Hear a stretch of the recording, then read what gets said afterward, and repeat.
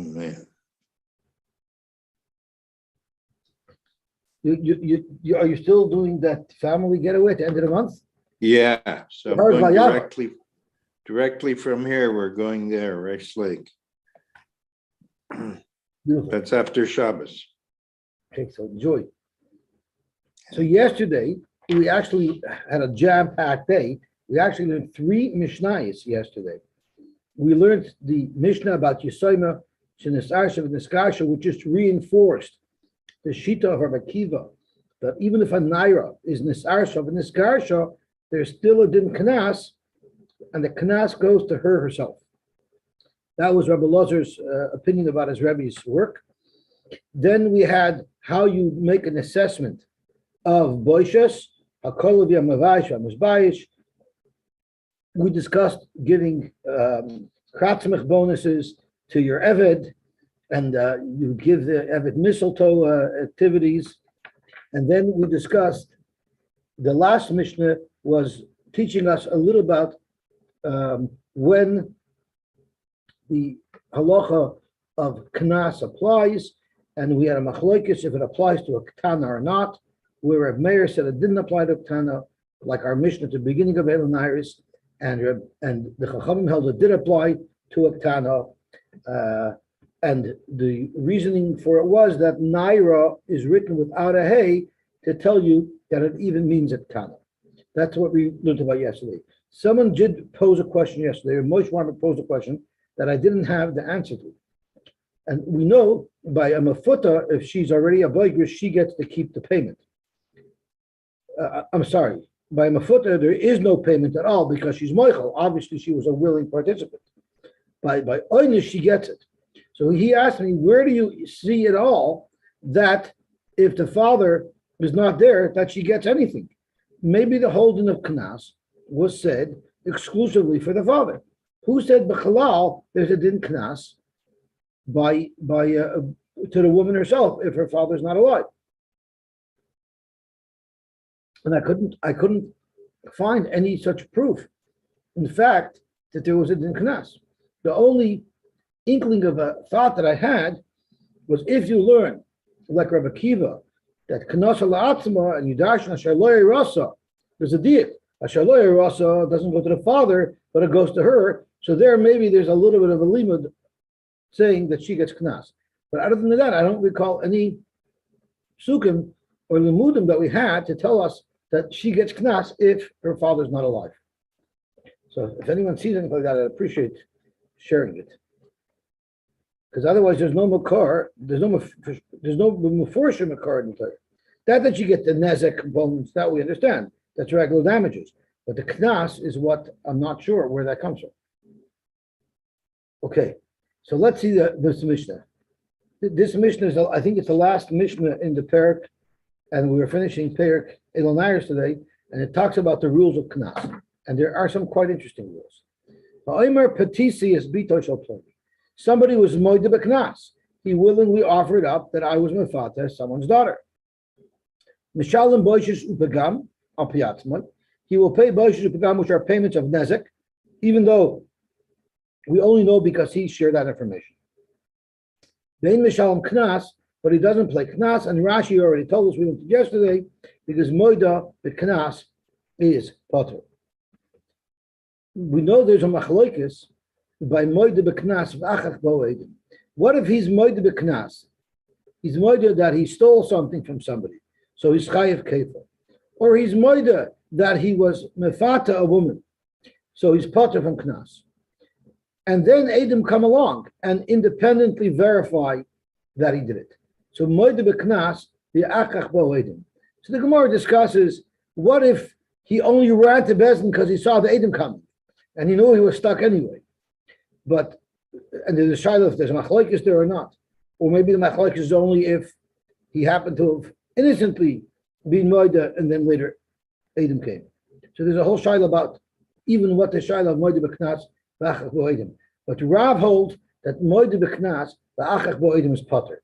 He was moida, he's potter even if Edom come later. Shmuel holds they're chayiv. So al pi agadita, the Meforshim say, is that we're moida b'knas whenever we do tshuva. whether it's every day, whether it's on Yom Kippur, whether it's whenever we have an Osiris. But Lachamei Vesim, there's going to be the Ba'edim. So if you hold Moed the Knas V'achak Ba'edim Potter, that would work in our favor. But if you hold Moed the Knas V'achak Ba'edim Chayiv, it will be a problem. So Bilam said, Mi Yichya Misumael, and we darshan Mi Yichya Mishmuel. If we follow the law of Shmuel of Moed the Knas, the Achak Ba'edim Chayiv, that's not good. But we say, V'salachta lavenenu ki Ravhu, Hashem be moichelos, because we pass him like Rav, and Rav hold Moed v'knas ve'achach ba'edim is poter.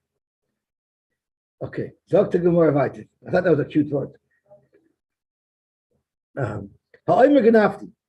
Someone said I stole, so Mishalem is a keren because he's mechayiv himself on the keren al piatzma, even though there's no edim. Ve'ein Mishalem tashlum kefel with tashlum bar chamisha, because once again Moed v'knas poter. What about someone says, Hamish Shairi is ploying? My ox killed somebody. Oy Shairi shall ploying, or my ox killed someone else's ox. So clearly from our Mishnah, we have a litmus test. How can you tell if a tashlumin is a tashlumin of knas, or if it's a tashlumin of woman, if you're mishalom al piatzmai? Any payment in mishalom al piatzmai would be din moment. And anything that you don't pay al piatzmai is a knas. How about Hamish Shairi avdo shal ploni? What if someone admits that his shor killed the servant of his friend? Then ein mishalom al piatzmai. He doesn't pay because it's a knas. How do we know? How do we know that the shloishim shel eved is a knas? Zaklal kol mishalom yetzer al mashahizik ein mishalom al piatzmai. Whenever you're paying something that's more, your payment responsibility is more than what you've actually damaged, that's clearly a knas, and therefore you don't pay al piatzmai. So I'm assuming that the Mishnah is assuming that shloishim shel eved is more than what a typical eved is worth, and therefore we consider it a knas. It could be less. It could be less too, but and that'll come out in the Gemara. But right now, it seems from the Mishnah that it's only considered a knas if your knas is more than what you would have had to pay for damages. So you bring up a good point. You could be a useless eved, and, right. and that's a good point. And eventually, the Gemara is going to want to attach this Mishnah as meaning if you're not paying what you damaged, whether it's more or less, either way it would be a knas. That's how the Gemara answers it. The Maskana. Rashi says, "Shafilu en yafadiner nation shloshim." Even in the case where it was worth less, you still have to pay shloshim. Correct the Gemara. Velisni anasti. Anasti is also a case that would create a knas. So why didn't the Mishnah say anasti? And in fact, anasti is a bigger chiddush because anasti, where you did such a horrible thing, even there, if you were moida, you'll be pot. It's actually a lesser chiddush. Actually, PTC is a bigger chiddush. Why? If someone says, I was ma'anas a woman, he's not degrading that woman. She didn't do anything wrong. She's an innocent victim. So madach over there, pashut over there, the loika pogam law. In his saying that and establishing that as a fact, you're not hurting her reputation. The Mishalim Boshis of Begam al Piatzmai. You still pay Boshis of Begam al Piatzmai, so the Chiddush isn't on the fact that I'm potter from a knas. The Chiddush that we're highlighting is that I'm believed to be Mechayiv myself moment. So it's Pashut if someone said a nasty, where he's not putting her reputation in question. He pays Boshis of Begam. Aval Patisi. If he says Patisi, that means he's saying that she was an equal participant. So he's destroying her reputation. The Kapogim law. He's ruining your reputation. Maybe Bezdin will say, no, we're not going to believe you and then make you pay, and then the whole city will be talking that there was a chiyuv for you to pay because you violated her, which then drags down her reputation. Kamash Malon, that if he's moida, he pays, Bezdin awards them the money, and unfortunately her reputation does get damaged. Our Mishnah is not like this Tana, because our Mishnah says he's believed to say Petisi for the moment, but there's a Tana who argues. The Tanya Reb Shimon ben Yehuda, Omer Mishum Reb Shimon, Af boishes and pagam, ein mashal mal piyatzmi. Even boishes and pagam, you don't pay by saying that you did it. Why? Loi kol haimenu sheyifkan bita shalploni. Not anybody can come along and be believed that this girl is someone who sleeps around. So therefore, you don't pay boishes and pagam, which is mammon, not knas, if you claim that you were mifata girl. We don't accept your testimony because it's going to hurt her reputation. Amalei Rav Papa Labai. Rav Papa asked Abaye, what happened if it was nicha la l'didamai? She says, I want the payment. I don't care if people will talk about me that I slept around. I'm fine with that. I want the money. So Rabbi said, you still don't let her get paid. You know why? Dilma la nichale la avia. She might not have a problem with her reputation being tarnished, but her father is going to have a problem with the family reputation being tarnished. Well, what about Frikra Papa Nichele Avia? What if even her father doesn't care and he wants the money? What's the halacha? So Abai said, well, the greater family at large, they might have a problem with it. So Zokt Gemara, what if it's Nichel Levnei Mishpacha? Where Papa asked, what if the whole family is happy with it? They want him to pay. So Abai answered, this is going to impact someone who you might not be aware of, someone who's not close by you, a cousin or something, that having such a bad reputation will impact them, and therefore you would not believe him. So it's funny because we always joke around how nowadays nobody would think to be meshadach with somebody like Yaakov Avinu because he had a brother Esav, right? And nobody would think to be meshadach with Yaakov's children because of the turbulence there. So we always make fun, and then here we're so makbid on these things, and then the makbid. Here you see in the Gemara a little bit fakir. People were very, very concerned about their reputations. And even if there's a cousin somewhere admitting that they did something wrong, that would impact even a cousin. So vice versa, there were different types of Jews in those days. Or maybe in biblical times, people weren't so concerned about reputations. But already in Talmudic times, it already reached the level of the shidduch crisis. Maybe that's why Yaakov had to go out of town to make a shidduch with his mishpacha only. But that's, you see how things evolved. And in the beginning, people were not so concerned, and now they're concerned. But like what you said, in the beginning, everybody was mishpacha. So that didn't make a difference. There were too few people. So everybody was impacted. As people became more separated and the colors of the rainbow started becoming more distinct, that's when there was this protectionism. There's actually interesting shayla halacha. I think, were you about to say something? I'm just curious. I mean, so he's not believed to say he was ma'anis her. Sorry, he's believed to say he was ma'anis her, but not that he seduced her. So why doesn't, I mean, you should say that if he's ma'anis her, why is he believed? Because it doesn't impact her reputation. Correct. So in this case where he seduces her, we're not going to believe him because it impacts her reputation. So is there no claim for disparaging her reputation? He's attempting to damage her. By Adam Zomamim, we would say that he has to pay. But she would still rather not take the money and not have to deal with defamation. He's defaming her. Why is that? By Adam Zomamim, we would say he has to. I guess if Bezin ignores him, then it doesn't hold. His defamation. So you're saying even his attempt to be moided should be able to be chargeable as defamation. Exactly. It seems like in those days they didn't listen to rumors, but if Bezin would paskin on the rumor, then it would be a problem. So you're asking just the fact that he came to Bezin and made that claim, that should be enough to cause damage.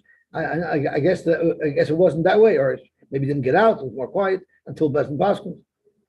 I'm not sure. You know, if she went and bought a new Ferrari, everyone's going to know where she got the money from. She'll say, "Oh, I got a settlement," but I signed a do not disclose, so I can't tell you what it was for. So there's a lot of interesting Torah on here.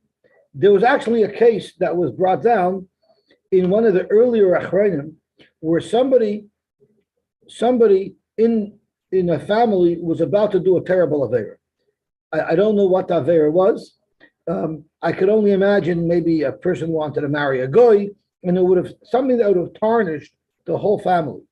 and there was a wealthy sister there who knew that it would hurt her, and she won't be able to find a shidduch if her brother did such a terrible thing.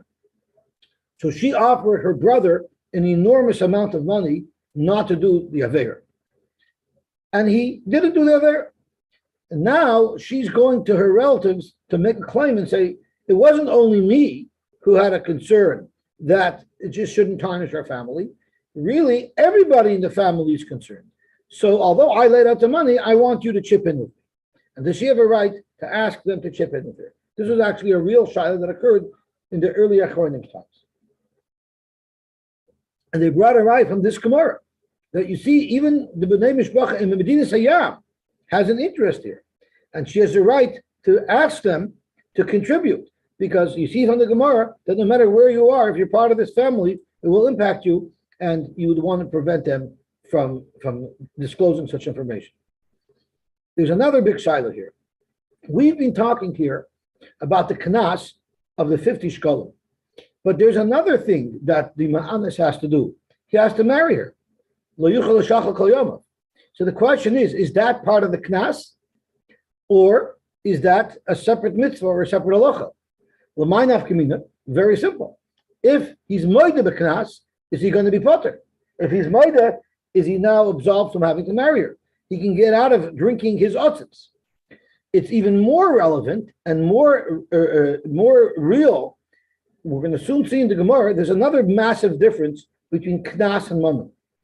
And that is that knas can only be paskin by a bezdin of smicha, which is nowadays, you can't be mechayiv someone knas. But mammon, you could be mechayiv somebody. So nowadays, if someone was ma'anas a woman, is there a chiyuv for him to marry her? If it's a din knas, he would be potter from marrying her. But if it's a chiyuv, it's a separate chiyuv, then there would be a mitzvah of al yuchel shachal kol yomav even nowadays. I mean, assuming that she would want to marry it. So this is actually a big shayla in the Achronim.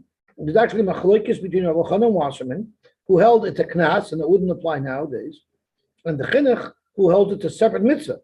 And there are those who want to say it's totally the machlokes Rishonim, because there's a machlokes amongst the moinei hamitzvahs.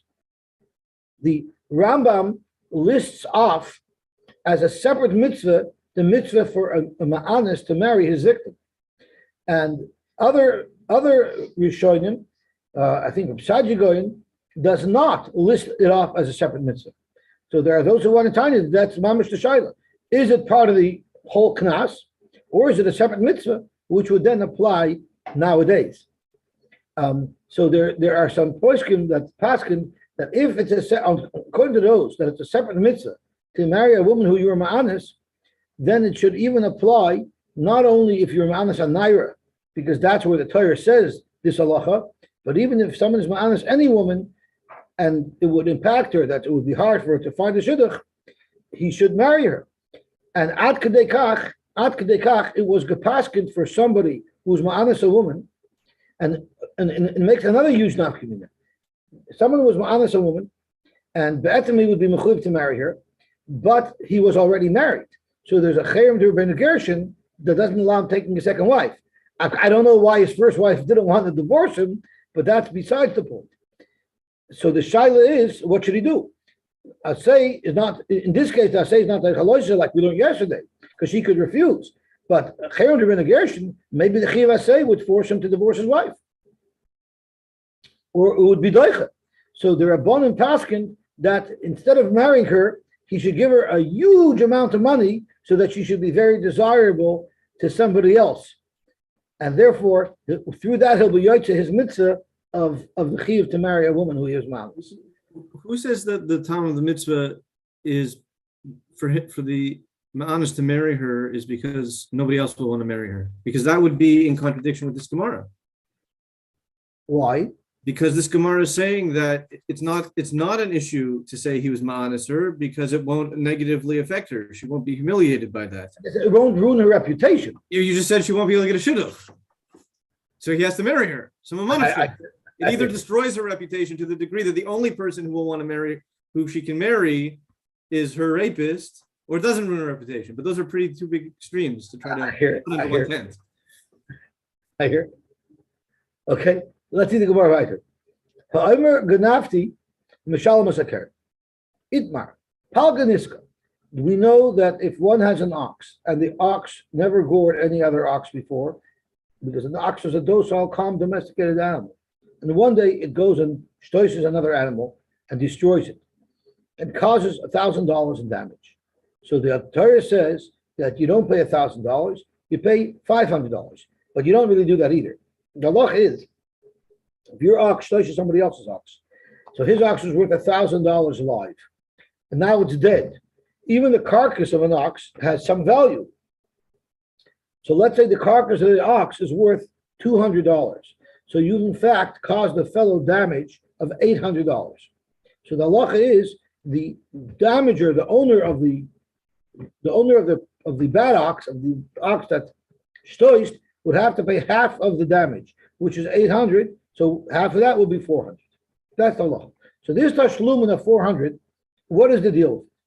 Is it momina or is it knasa?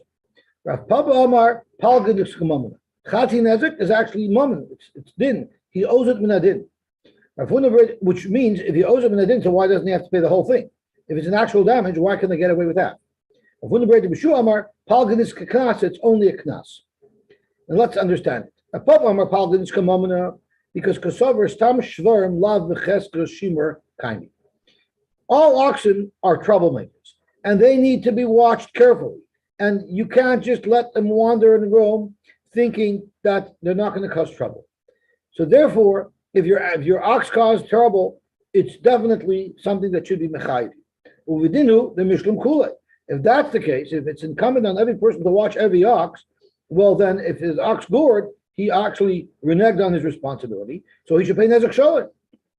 So why doesn't he have to pay nezek shalom? Rechmanu dechai saluya da'kati lo iyatua. The Torah had rechmanos on him because it never happened before. So therefore, the Torah is lenient with him. So really, whatever he has to pay is minadin. He's lucky that he got a break. Really, the chatinek is only a knas. Why? Because over stam shvarim becheska shimer kind. Most oxen, we can assume will not stoish. There's no reason to watch them so carefully. And therefore, uvidinu deloy l'shlem klal. Really, he shouldn't pay a penny. Rachmana who the can say kehechad and interrelative. The Rabban gave him a knas, even though Ba'atzim there was no real chiyuv for him to watch it. But we want people to be extra vigilant. The Torah wants people to be extra vigilant, so the Torah makes him pay out. Now that we quoted this machlokes, the Gemara is going to try to find rayas in either direction, and the Gemara will eventually bring a raya from our Mishnah. So Siman Hizik, Ma Vehemis Klal. So Klal is going to be referring to our Mishnah that says Za Klal Kala Mashallah. But there's three other simonim that are going to refer to different Mishnahs that the Gemara quotes. Tanan we learned. There's a Mishnah in Bava Kama. It says Anizik v'amazik with the shlum. When it comes to payments, and we're going to see soon that it's referring to the payment of Chatzi Nezek, the Nizik has to take some responsibility and the Mazik takes some responsibility. They're both partners. So Dr. Gemara, if you hold that Palganishka's mamana, meaning I really owe to pay the full amount, and the Torah is being lenient with me, so then the Nizik and the Mazik are both partners into the Shlumin. The Mazik is paying half, and the Nizik is absorbing half. Then it makes sense. But if you hold that Palganishka is knasa, hashta the lavdi deka shakol with the shlumin, he say the nizik is entitled to zero. He's getting a bonus of chatzi nezek. That's called he's participating in the payment. He's getting a windfall. So how could you say nizik mazik with the shlumin in regards to chatzi nezek? So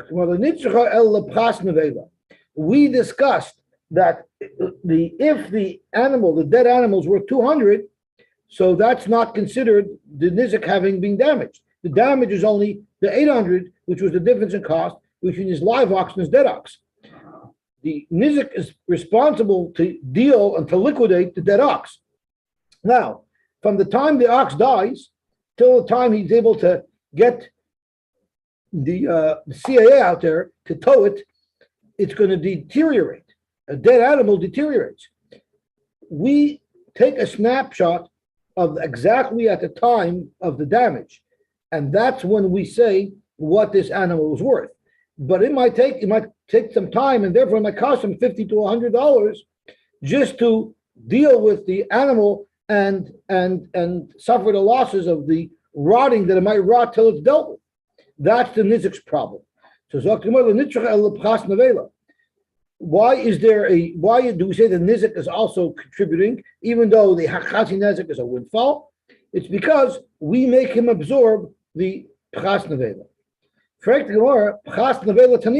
I don't need the price of a nizik v'mazik with a shlumin to tell me that the nizik takes responsibility for the nevela. There's actually another brisa that makes that halacha clear, because it says tashlumin nesek melamid shabayla metaplim nevela.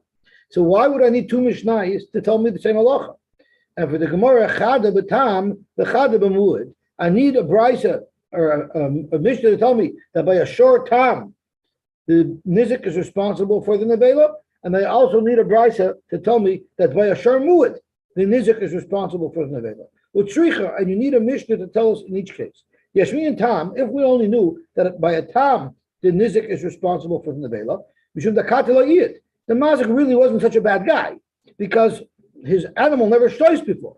So therefore, we won't put the full loss on the mazik. We'll make the nizik eat part of it as well and deal with the pras nevela. Of a muad ayid, but if it's a muad where the owner should have known to watch his animal, maybe we'll make him be responsible for the pchas nevela as well. That's why you needed a brisa to tell you by a muad. B'yashmin in muad, but if the brisa only told us by a shor muad, the bailam deals with the nevela. You know why the nizik has to deal with the nevela? Because he has a pretty good deal. The mazik's paying him the full value of his loss. So let him at least absorb something. Let him absorb the loss of the nevela. Aval tam, but by short time where the fellow's only paying him half, maybe at least he should also have to deal with the nevela too. Emaloi tzricha. Okay, so Toshma, let's see if we can bring another raya. Is chatzi nezek moment or is chatzi nezek knas? Ma. That was the second one, right? Hizik ma. So now we're bringing the raya from ma. Ma bein tam lamud. What's the difference between a tam and a mud? Shatam shalom chatzi nezek megufay. This that a tam pays chatzi nezek. So in our example, the chatzi nezek was $400 because the nizik's animal was worth 1,000 live. It died. Now it's only worth 200. The damage is 800, and half of that is 400. But he only pays him in gufa. The animal that belonged to the mazik that did the damage, it's only going to pay how much it itself is worth. So if the animal that did the damage is worth 400 or more, yes, the mazik will have to pay the 400. But what if his animal is a bad animal and it's only worth 200? Well, then the mazik only has to pay 200. So the mazik's liability is limited to the value of his animal. So chatzi nezek is migufay, umuad mishal mazak shalom. But if the animal is a shor muad, then it doesn't make a difference how much the animal is worth. The owner of the animal is responsible for the damages, no matter what they are. So it's not beware of dog; it's beware of the owner, because it's the owner that's going to be responsible to pay. So umud mishalom nezek min haliyah, v'loy katani, and it doesn't say shahasam ein mishalom al piatzmai, umud mishalom al piatzmai. Here you have a brisa that's listing off the difference between tam and muad. If you hold that the tashlumin of a tam, which is chatzi nezek, is a knas, well, then I have another difference. Besides the fact that you paid me gufay, there's another difference. That the short tam who damages, you don't pay al piatzmai because it's moed of a knas, and the shor muad damages, you do pay al piatzmai. The fact that the Tana omitted this difference clearly shows that our Tana here holds that even a short time, if you are moided that your short time damaged, you still have to pay. So you have a right that chatzi nezek is momena and not knasa. So the Tana v'shayir. No, in fact, this Tana agrees that a short time that damaged, if he's moided with knas, he's potter. So and the Tana decided to omit it, which is normal. The Tana is allowed to omit examples. The Tana doesn't have to provide an exhaustive list. But there is a rule that the Tana will never omit only one item. There'll always be a second item that the Tana will omit as well. So Umashire, the Hashire. What else did the Tana leave over? The high shire that allowed him to leave over the difference that Tam does not pay al piatzmai. Shire chatzi koifer. What he left over is chatzi koifer. What does chatzi koifer mean? What happens if my share kills someone else's share? There I have to pay Chatzi nezek. But what if my shor, who's a tam, killed somebody? What if it killed somebody? The halacha is there's no kofer at all. Only a shor mud who kills is going to be mechayiv the bailam kofer. But if a shor tam kills, it will not be mechayiv the bailam and kofer. So that could have been another difference. Shari abzeh chilik zebeneim shamud shehemis esa adam mishalam kofer shalim. A muad that killed somebody, the owner of the animal has to be kofer. The tam shehemis afilu chatzi kofer kedini b'nizakin loy mishalim. So that would have been another example. So in fact, the Tana left out two differences between tam and mud. A is that if it does property damage, he only pays chatzi nezek. If it does property damage, you only pay chatzi nezek if there's aided, not if he was moider. And B, if it's about killing a person, there will not be any payment at all for a short time. So that would be a very good explanation to the Tana, where the Tana could hold that chatzi nezek is knasa. However, what if you hold that chatzi nezek is momina? Then you're going to hold that this is an exhaustive list. And the only difference between tam and muad is if you pay it migufoy or not. We have a case of chatzi kofer. Why did the Tana leave out this individual case of chatzi kofer? The Mandamar holds that chatzi nezek is momina and that this is an exhaustive list. We're not concerned that the Tana left out the case of chatzi kofer, meaning that a short tam does not pay chatzi kofer. Why not? So Hamani Rabbi Yosy Kesubos, the Mandamar who holds that chatzi nezek is momina, will learn that this brisa that we just quoted is following Rabbi Yosy Kesubos shita. The Amar tam mishalem chatzi kofer, who holds the tam does pay chatzi kofer, and therefore it's not a difference. It's not another difference between tam and muad, because the Mishnah already listed off that a tam pays chatzi nezek and the muad pays nezek shalom, which would include chatzi kofer. Okay, so we don't have a raya from here. Now we're going to try another raya to discuss whether or not chatzi nezek is momen or knas. Tashma, hey mishayrei is ploini. My ox killed somebody, oy shayrei shal ploini, or someone else's ox. Harezim is shalom al piatzma. He pays al piatzma. So right off the bat, if someone pays al piatzma, you have a raya that it's momen. My lav v'tam. Let's say this bride is speaking even by a tam, which means it's chatzi nezek, and this bride is saying you pay al piatzma. So you have a raya that chatzi nezek is momen. So maybe this brisa is speaking by a shor hamud, and that's why you pay al piatzmai. So are you going to say that a tam, this brisa, would hold that a tam is eina mishalom al piatzmai because chatzi nezek is knas? If that was the case, at the Tani Seifa, let's look at the Seifa of this very brisa. In the Seifa it says, Avdoi shal ploni eina mishalom al piatzmai. If someone says, my ox killed your eved, I don't pay the shloshim shkolim. That's for sure knas. Why did the brisa have to look to such a far-fetched case of eved to find a case of knas where you don't pay al piatzmoi nifaloi v'nisne b'didah? The Tana could have found a case much closer with goring oxes. Why go to a case of goring avodim if you can stick to the case of goring oxes and find a case there where moed v'knas is potter? And the brisa could have said, and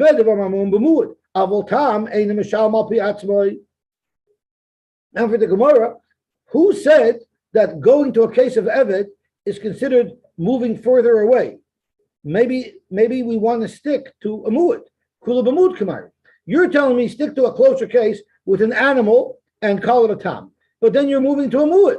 This time I wanted to stick to being a muad, both the Reisha and the Seifa, and therefore the only case that you could find, that the Tana could find by a shara muad, where Einu Mishal al Piatzmai was a case of it. Tashma. Now we're going to bring the raya from our Mishnah, which is going to prove that Chatzi Nezek is Mamna. Tashma. Zaklal. Kol HaMishalim Yeser al Mashahizik Einu Mishal al Piatzmai. So I could be medayek from our very Mishnah. Hapachas mi Mashahizik. If your payment is less than your full damage, such as Chatzi Nezek of a short time, Mishalim al Piatzmai. It's mashma from our Mishnah that if you're paying less than what the damages are, that's considered mammon. It's not considered knas. Because our Mishnah says the only thing that's considered knas if I'm paying more than the actual damage. So you have a raya from here that chati nezek mamanahu. Zok Gemara, no, loy tema hapachos mimasha hizik. Don't make the deal. If you pay more, it's considered knas, but less is not knas. Just say elaima hakamasha hizik mishalam al piatzma. Make a deal that if you pay more than the damages, then it's knas. If you pay the exact damages, then it's not knas. Aval pachos mai eina mishalam al piatzma. So what do you want to say? That our Mishnah holds that if it's less, if your payment is less than the full damages, it's considered knas? If that was the case, the Mishnah should have expressed itself differently, and this is what David asked as we move to Mishnah. Listen, zeh klal kol she'eini mishalem kemo shehizik eini mishalem al piatzmai. The best way for the Mishnah to express this halacha, if the Mishnah in fact holds that chati nezek is knas, what the Mishnah should have said, if you don't pay the exact amount of damages, then it's a knas, the mashma pachas, umashma yeser. That way, the Mishnah would be very clear that whether you pay more than the damages or whether you pay less than damages, either way, it's a knas. From the fact that the Mishnah didn't say that, rather the Mishnah said only if you pay more than the damages, a knas, would indicate that our Tana holds that if you paid less than the value of the damage, it would be mamana. So you have a raya from our Mishnah that chati nezek mamana. Zokt Gemara tiyufta eina chanami. We've just slugged up the shita who holds chati nezek knas, because you have a raya from our Mishnah that chati nezek is mamana, because our Mishnah, you could be medayik from our Mishnah that if you pay less than the value of the damage, it would not be considered a knas. It's only considered a knas if you pay more than the value of the damage. So we've just said that you have a raya for a Mishnah that chatzi nezek mamada. The hilchasa, but halach is pal ganishka knasa. So the Gemara just brought a raya that chatzi nezek mamada, and then the Gemara turns around and paskins exactly the opposite of the Gemara's conclusion. In fact, Gemara tiyufta vehilchasa. Can you slug up from our Mishnah and bring a raya the chatzi nezek mamada, and then turn around and paskin chatzi nezek knas? So Gemara in, I absolutely could do that. Time in my itaisa. Why did you have your kasha from the Mishnah to prove that chati nezek mamna? Mishum deloy katani kamash izik, because it didn't say kamash izik. Rather it said only if you pay more. Zok Gemara loy psigla. You know why the Tana didn't say if you don't pay the exact damages it's considered knas? Because there is an example of chati nezek that everybody agrees is mammon. Even if you hold the chati nezek of a shor tam goring another shor, even if you hold that that's knas. But there's another type of chati nezek that everybody agrees is mammon. And that's why the Mishnah couldn't say that if you pay less than the damages, it's considered knas. What is the example of a chati nezek that everybody holds is mammon? It's kivan de ika, chati nezek tshorois. The halach is if an animal is walking and his feet shoot up rocks and damages something, that's nezek, that's not knas. But you're only mechuyev to pay chatzi nezek the hilchas gemirla the mamaynahu. We actually have a halacha l'Moshe Messinai to say that when your animal shoots up a rock as it's stepping, it shoots up a rock, and then it cracks someone's windshield behind you. You're mechuyev to pay minadin, but it's only chatzi nezek. So since that's an example of paying less than the damages, yet it's still mammon, mishum hachi loy katani. That's why our Mishnah only said that it's knas if you pay more, because the Mishnah didn't want you to mistakenly think that chati nezek of tzoros is also knas. Yehash to the amrit palgin is knaso. Now that we're saying that chati nezek is knas, so nowadays we don't pass knas. So haikal b'da achol imri. If you had a dog that choked some big animal, which is extremely out of character for a dog to do, or shunu da'achol tarnigli ravari, or a cat that ate a huge chicken, which is again is not typical for it. Mishunahu. It's mishuna, meaning we don't consider it shein. Shein is when you pay the value of anything that your animal ate. That's not knas, that's din. But Karen, you only pay nezek shalom if it's a mu'at. When an animal does something that's out of character, when it eats something that it normally wouldn't eat, we don't consider that shame. We consider that Karen, and that would be knas if it was the first two times. So therefore, If such a thing happened in Bavel, and the Nizik went to Bezdin and said, his cat ate my big chicken, the Bezdin will say, we cannot paskin this. This is a question of knas. It's not a question of moment. Avol zutri, but if it's a small chicken, urchehu, that's norm for animals to eat, and therefore it's considered shame, which is not knas, umagvinam, and therefore the batadinim, even in Bavel, would be able to make such a collection. But the itafas, what if in fact it was a knas? What if someone's cat ate a big chicken, which would be carrying in this knas? The Bezdin won't do the collection for him. But if the Nizik went and grabbed, according to most Rishonim, it means if you grab money from the mazik. According to Tosfos, it's only if you grab the actual cat or the actual dog. If you grab the actual item that caused the damage, loy mafkina minei, we would not make him pay back. The Amr ikful zimno Eretz Yisrael. What if the Nizik goes to Bezdin and says, listen, I know you in Bavel cannot be mechayiv to pay the Chatzin Nezek because it's knas, but can you set me up a din Torah to go to Eretz Yisrael and tell this mazik that he has to come with me to Eretz Yisrael so I can go there and have the Bezdin in Eretz Yisrael be mechayiv him with the payment? Mikvein, you actually do. They make their arrangements to have the case tried in Eretz Yisrael. And if the mazik will refuse to go to Eretz Yisrael, mishamtinalei, we'll put him into chayrim for refusing to go to din Torah.